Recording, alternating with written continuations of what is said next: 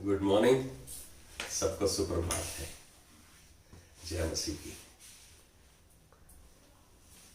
परमेश्वर का धन्यवाद। एक बार फिर उसने हमें एकत्रित किया है कि हम उसकी उपस्थिति में आकर उसके वचन को सुने, उसके वचन को पढ़ें, उसके वचन पर मनन करें और उससे सामर्थ्य मांगे कि हम उसके वचन पर चलन करने पाए। आज एक बहुत चर्चित विषय के ऊपर हम बातचीत करेंगे, जो हम बहुत बार जाने अनजाने में अपने मुख से कह देते हैं। अरे जब परमेश्वर सब कुछ जानता है तो फिर ऐसा पाप क्यों हो रहा है हमारे बीच में? परमेश्वर क्यों नहीं इन चीजों को नियंत्रण में लेता? हम तो प्रार्थना भी करते हैं। आज का जो अनुमान है, जो टॉपिक है, जो थीम है, वो है कि परमेश्वर बुराई को अनुमति क्यों देता है। परमेश्वर बुराई को अनुमति क्यों देता है, क्यों होने देता है, क्यों इसको चलने देता है? Why does God allow evil?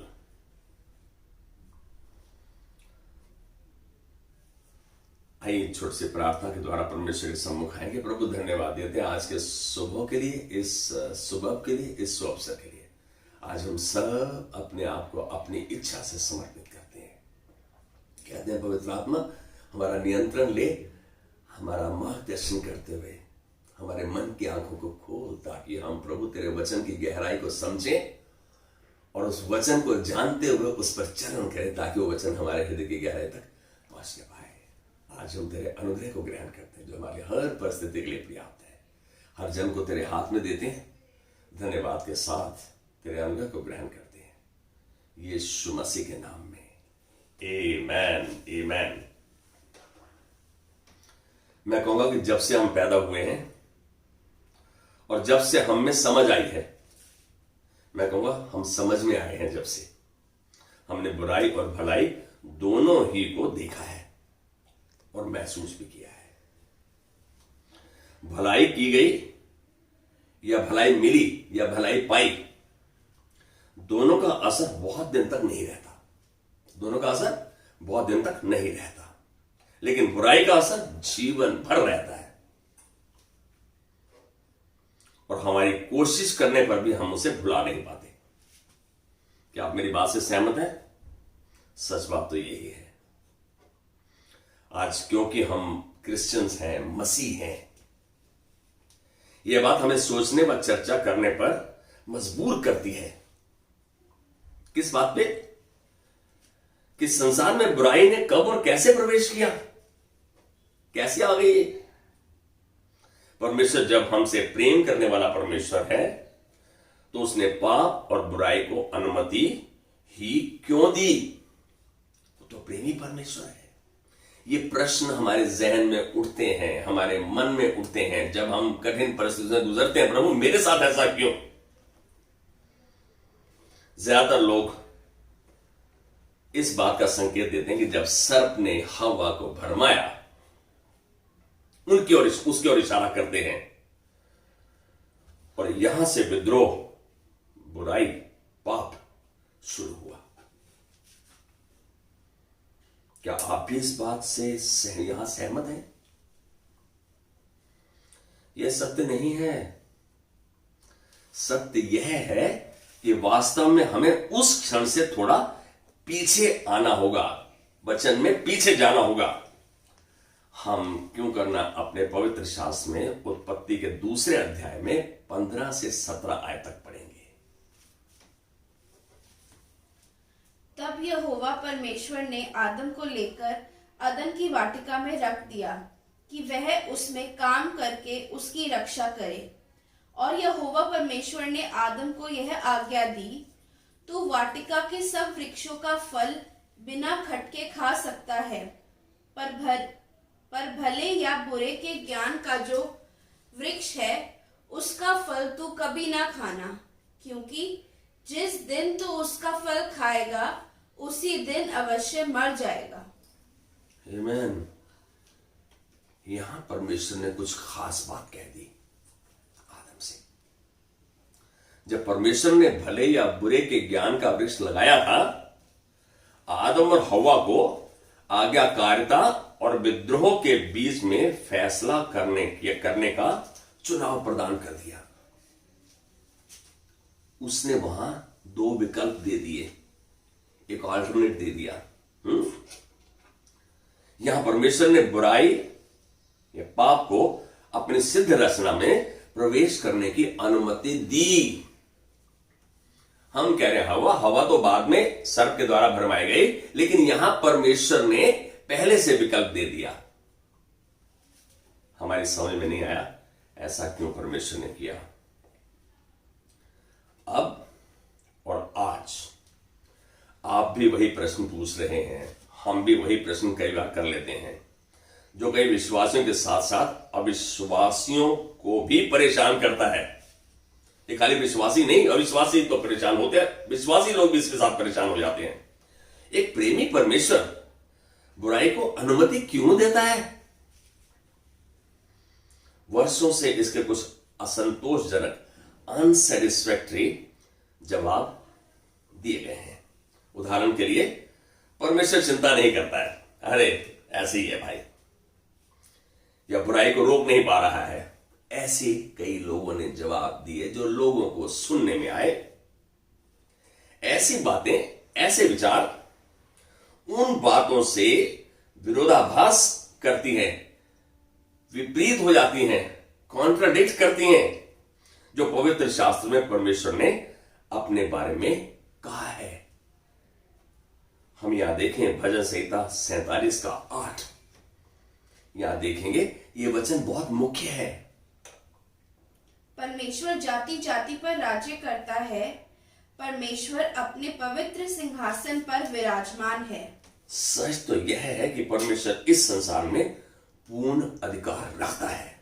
He is almighty, he is all powerful, all knowing। हम उसके बारे में कैसा सोच सकते हैं कि उसको शायद ध्यान में नहीं आया, उसकी सामर्थ्य में नहीं है। सारी सामर्थ्य उसके पास है। परमेश्वर के पास बुराई को संसार में प्रवेश करने की अनुमति का एक कारण था। इसका एक रीजन था कि उसने ऐसा क्यों किया। ज्ञान का वृक्ष एक परीक्षा का स्थान था, परीक्षा स्थल था। एक परीक्षा होती है जिसमें आप पास होने पर आप प्रमोट हो जाते हैं। और आदम और हवा को विद्रोह और प्रेम, बुराई और धार्मिकता, अवज्ञा और आज्ञाकारिता के बीच फैसला करना था। उनको इन दोनों के बीच चयन करना था। इसका मतलब प्रभु ने उनको चॉइस दे दी, चुनाव दे दिया, ऑल्टरनेट दे दिया। उनको डिसाइड करना था, उनको पक्का करना था कि वो विद्रोह और प्रेम के बीच में से क्या चुनेंगे, बुराई और धार्मिकता के बीच में क्या चुनेंगे, अवज्ञा और आज्ञाकारिता के बीच में क्या चुनेंगे। क्योंकि यहोवा अपने द्वारा रचे गए मनुष्यों से प्रेम की अपेक्षा करता है, आशा करता है, इच्छा रखता है। क्योंकि उसने जिसको रचा उनसे वो आशा करता है कि मेरी आज्ञा को मानेंगे। इसलिए यहोवा को रचना के लिए एक विकल्प, एक चुनाव, एक ऑल्टरनेट, एक चॉइस देनी पड़ी। क्या आप आमेन कह सकते हैं? परमेश्वर ने ऐसा किया। सच्चा प्रेम स्वतंत्र रूप से दिया जाता है और स्वतंत्र रूप से किया जाता है। आप समझ रहे हैं? परमेश्वर प्रेमी परमेश्वर है। तो पूरी रचना की प्रकृति, अब यहां पर हम देख रहे हैं कि परमेश्वर ने विकल्प तो दिया। परमेश्वर के पास तो विकल्प था ही। या तो वो ये करे कि पूरी रचना की प्रक्रिया को ही छोड़ दे, या उसे महिमा और प्रशंसा देने के लिए मानव जाति को रोबोट की तरह, एक मशीन की तरह प्रोग्राम कर दे, बना दे। ऐसे विकल्प दो दिखे। लेकिन जो हमारी समझ का है, ये परमेश्वर बुराई के संबंध में दो वादे करता है, आश्वासन देता है। पहला उसका मकसद, उसका उद्देश्य, उसकी इच्छा यह है कि हम पाप ना करें। हम पाप ना करें, इसका मतलब पाप हम इच्छा के साथ करते हैं। ये इच्छा का दान, स्वेच्छा का दान परमेश्वर ने मनुष्य जाति को बनाया और दे दिया, और वो आज तक हमारे पास है। वो हमसे लिया नहीं गया, नहीं लिया जाएगा। यही तो है प्रेमी परमेश्वर का चरित्र। हम यहां देखेंगे याकूब की पत्री 1 का 13वीं आयत देखेंगे, हम पढ़ेंगे उसको। जब किसी की परीक्षा हो तो वह यह न कहे कि मेरी परीक्षा परमेश्वर की ओर से होती है, क्योंकि ना तो बुरी बातों से परमेश्वर की परीक्षा हो सकती है और ना वह किसी की परीक्षा आप करता है। देखो ध्यान से, वो परीक्षा नहीं करता, हम ही उस परीक्षा में पड़ जाते हैं, हम ही वैसा कर देते हैं जो परमेश्वर की इच्छा के विरोध में है। उसका पहला उद्देश्य, पहला मकसद, पहली इच्छा कि हम पाप ना करें। वह चाहता है कि हम धर्मी उद्देश्य के साथ रहें ताकि बुराई हमारे हृदय में कोई स्थान ना पा सके, कोई स्थान बुराई ना पा सके। लेकिन मनुष्य तो सेल्फिश है, सेल्फ सेंटर्ड है, सेल्फ मोटिवेटेड है, आत्म केंद्रित है। मनुष्य जो है खुदगर्ज है, वो अपनी भलाई देखता है, ये नहीं देखता कि मैं क्या हर जो कार्य कर रहा हूं, जो हर सोच में मेरे में योजना में है, क्या उससे परमेश्वर की महिमा होगी, क्या ये परमेश्वर के वचन के साथ मैच खाता है। हम ऐसा नहीं सोचते। जो मुझे दिखता है, मानव जाति एकदम आत्म केंद्रित है, अपने बारे में सोचती है। यदि हम परमेश्वर के बारे में सोच लेंगे तो परमेश्वर हमें उस बुराई से दूर कर लेगा। वो सामर्थ्य उसने बख्शी, हम अपनी इच्छा को बदल सकते हैं, क्योंकि उसके इच्छा में रहने से बेहतर है कि हम अपनी इच्छा में रहें। दूसरा मकसद परमेश्वर का, जब बुराई हमें छुएगी, अब पहले देखो परमेश्वर चाहता था कि हम पाप ना करें, अब दूसरा मकसद परमेश्वर का कि जब बुराई हमें छुएगी तो परमेश्वर परिस्थिति को हमारे लिए भलाई ही के लिए उपयोग करेगा। परमेश्वर परिस्थिति को हमारे लिए ही, हमारी भलाई के लिए उपयोग करेगा। यहां तो दोनों चीजें हमारे फायदे की हो गई। आपने देखा रोमियो 8:28 तो यही कहता है कि परमेश्वर सब बातों में मिलकर भलाई ही को उत्पन्न करता है उनके लिए जो उसकी इच्छा के द्वारा बुलाए गए, जो उससे प्रेम रखते हैं। आप अंदाजा लगाओ कि दोनों जो मकसद परमेश्वर के हैं, दोनों में फायदा हमारा है, दोनों में ब्लेसिंग्स हमारे पास है, आशीष हमारे पास है। यह है परमेश्वर का प्रेमी हृदय, प्रेमी मन। वह प्रेमी है, वो क्या है? प्रेमी है। इसलिए उसे हमारा ख्याल है, हमारा ध्यान है, वो हमारे प्रति संवेदनशील है। इसीलिए उसने ऐसे 2 वादे कर दिए। एक में तो उसने कहा हम पाप ना करें, दूसरे में हमको यदि बुराई छुएगी तो इसमें भी वो हमारे भले को उत्पन्न करेगा, वो हमारे भले के लिए उपयोग की जाएगी। क्या बात है! इसलिए परमेश्वर ऐसा करने के लिए हमसे आज्ञाकारिता की अपेक्षा करता है, आज्ञाकारिता की आशा करता है, आज्ञाकारिता की इच्छा करता है। आइए अपने रवैये के प्रति उसके सम्मुख आकर पछतावा करते हुए वादा करें।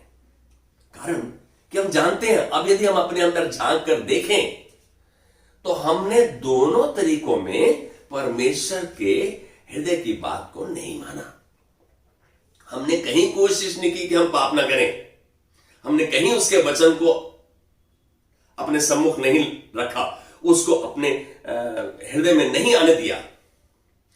हमने तो वही किया जो हमको भला चाहा, जो हमको अच्छा लगा, जिससे हम संतुष्ट होंगे, जिससे हमारी इच्छाएं पूरी होगी, जिससे हमारा परिवार पनपेगा। नहीं, यदि हम एक चीज का ध्यान रखेंगे कि कुछ भी मैं कर रहा हूं, मैं पाप में ना पड़ूं और परमेश्वर की इच्छा को पूरा करूं, परमेश्वर के वचन के अनुसार अपने आप को ढालूं, उससे उस अलौकिक सामर्थ को मांगू जिसकी मुझको जरूरत है। अरे उसने तो कहा ना, मांगो तो तुम्हें दिया जाएगा, खटखटाओ तो तुम्हारे खोला जाएगा, ढूंढो तो तुम पाओगे। उसने कहीं नहीं कहा कि तुम नहीं मांग सकते। उसने तो कहा, इतना प्रयोजन जुटाया। यिर्मयाह के 31:3 में कहा कि सृष्टि के शुरू से अनंत काल से मैं तुमसे प्रेम रखता आया हूं, इसीलिए मैंने तुम पर अपनी करुणा बनाए रखी है। इसलिए उसने 33:3 यिर्मयाह में कहा कि मुझसे प्रार्थना कर, मैं तेरी सुनकर तुझे बड़ी बड़ी और कठिन बातें बताऊंगा जिनको तू अभी नहीं समझता। यदि हम परमेश्वर के वचन को समझते हैं और उसके वचन पर चलने की कोशिश करते हैं, तो परमेश्वर हमारे साथ रहता है, हमारा हाथ पकड़ के लेके चलता है। आप दाऊद को देखो, हम सब गलतियां करते हैं, लेकिन यदि हम पछतावा करते हुए परमेश्वर के पास आ जाएंगे तो दाऊद के भजन दिखलाते हैं कि हर परिस्थिति में उसने स्तुति आराधना की। यदि आपकी परिस्थिति अनुकूल नहीं है, आपकी परिस्थिति ऐसी बुरी है कि आप बिल्कुल निराश हताश है, आप उस समय यदि स्तुति आराधना करते हुए परमेश्वर के हाथ में अपनी परिस्थिति को देते हैं, परमेश्वर नियंत्रण लेता है, क्योंकि आप परमेश्वर का कहना मान रहे हैं। यहां हम देख रहे हैं कि परमेश्वर ने तो विकल्प दिया, हमको अपनी इच्छा के अनुसार चलने का दान दे दिया, लेकिन हम ही ने भले और बुरे को देखा ही नहीं। आज हम देख रहे हैं, यदि आज हम परमेश्वर के पास आकर इस बात को जानकर और मान लें, पछतावा करें, वायदा करें उससे कि उसकी आज्ञा मानेंगे, वह उसे पहला स्थान देंगे। मालूम है, नीति वचन 3:6 में परमेश्वर ने इस तरह उत्साहित किया कि उसी को स्मरण करके सब काम करना। परमेश्वर को याद करके हम क्या करते हैं, पहले कर लेते हैं अपने काम, अपनी योजना बना लेते हैं, अपना शुरू करते हैं, और जब कभी फंस जाते हैं तो फिर बोलते हैं, अरे भाई हमारे लिए प्रार्थना करो, हमारे लिए ये करो। परमेश्वर का वचन था उसी को स्मरण करके सब काम करना, तब वो तेरे लिए सीधे मार्ग को निकालेगा। परमेश्वर तो आपके लिए उपचार, आपके लिए सॉल्यूशन, आपके लिए वो रास्ता निकालने की वादा कर रहा है जिसकी आपको जरूरत है। कुछ भी करने से पहले उसे स्मरण करेंगे, ये वादा करें, वह उसकी सिद्ध इच्छा को उसके वचन के द्वारा खोजेंगे और उसके वचन के अनुसार जीवन बिताएंगे। आप समझ रहे हैं परमेश्वर ने ऐसा क्यों किया? उसने तो इसलिए किया, स्वतंत्र रूप से अपने प्रेम को दर्शाया, दिखाया। और स्वतंत्र रूप से प्रेम किया जाता है तो उसमें हम कंडीशन नहीं करते। हम आप परमेश्वर में मशीन नहीं बनाना चाहता था, वो मनुष्य बनाना चाहता था, सिद्ध मनुष्य अपनी रूपरेखा में, और वही उसने बनाया। क्या हम इसके लिए धन्यवाद देते हैं? हम तो कोसते रहते हैं, प्रभु क्या जीवन दिया है, क्या है मेरी परिस्थिति, मैं तो ऐसे फंसा हूं। परमेश्वर का वचन बहुत साफ है। 1 थिस्सलुनीको 5:18 बोलता है, सब बातों में धन्यवाद ही का बलिदान चढ़ाओ, क्योंकि परमेश्वर की मसीह यीशु में तुम्हारे लिए यही इच्छा है। आज हम जान लें कि पाप को यदि उसने आने दिया, अनुमति दी, तो उसमें भलाई हमारी है, क्योंकि हमें विकल्प दिया, हमें सोचने की हमको एक रास्ता बना दिया कि क्या मेरे लिए बेहतर है, क्यों करना। आज से कोई भी निर्णय लेने से पहले मैं देखूं कि प्रभु का वचन इस निर्णय के पक्ष में क्या कहता है, कैसे मुझको गाइड करता है। परमेश्वर ने सब बातों में मिलकर हमारे लिए भलाई को उत्पन्न की है और करता है और करेगा, ये उसका वादा है। आइए अपनी आंखों को झुकाएंगे, अपने स्वरों को झुकाएंगे, अपनी आंखों को बंद करेंगे, प्रभु धन्यवाद देते हैं। हम तो ये सोच रहे थे कि प्रभु तू ऐसा प्रेमी परमेश्वर है, तो ऐसे पाप को अनुमति तूने कैसे दे दी, ऐसे बुराई को अनुमति नहीं। प्रभु आज हम समझ गए हैं, तूने अनुमति इसलिए दी कि तू हमसे प्रेम करता है, ताकि हम आजादी से, स्वतंत्रता से चुनाव कर सके।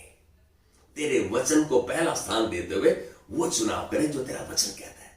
आज प्रभु हम पछतावा करते हुए माफी मांगते हैं, तेरे सम्मुख आते हैं प्रभु, कहते हैं प्रभु आज के बाद हम तुझको स्मरण करके ये सब काम करेंगे। यदि कहीं फंस गए हैं तो हम तेरे वचन को उस परिस्थिति के अनुसार ढूंढेंगे कि तेरी इच्छा क्या है। हम जानते हैं प्रभु आज तूने प्रत्येक के मन को जांच रहा है, भांप रहा है, और तूने इस झुंड के, इस परिवार के मनो का नियंत्रण ले लिया है। प्रभु से हम ये नहीं कहेंगे कि तूने ऐसा क्यों किया, तूने प्रभु हमारे लिए किया, बेहतरी के लिए किया। हम तेरे वचन के संतुलन में होते हुए अपने जीवन को बिताएंगे, चाहे कुछ भी क्यों ना हो। हम जानते हैं प्रभु तूने तो हमें आशीष किया है हमारी जरूरत से बढ़कर, और आज हम तेरे अनुग्रह, अभिषेक, चरण अगुवाई को ग्रहण करते हुए आदर, महिमा, प्रशंसा तुझको देते हैं कि तूने हमारी विनती सुनी। यीशु मसीह के नाम में। आमेन, आमेन, आमेन। God bless you. Have a wonderful